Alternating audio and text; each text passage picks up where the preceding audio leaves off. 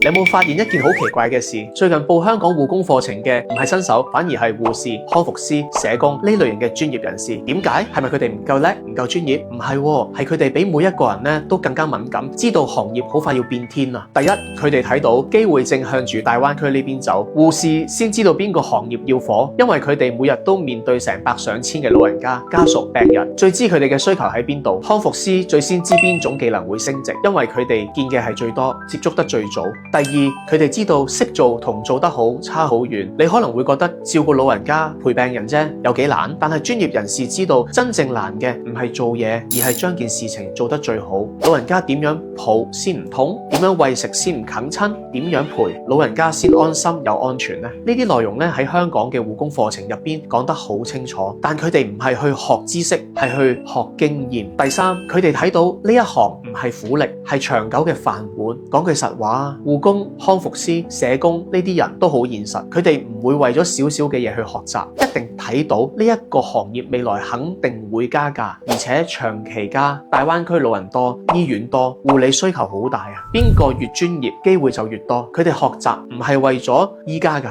係為咗未來10年，所以機會永遠留俾有準備嘅人。你準備好未啊？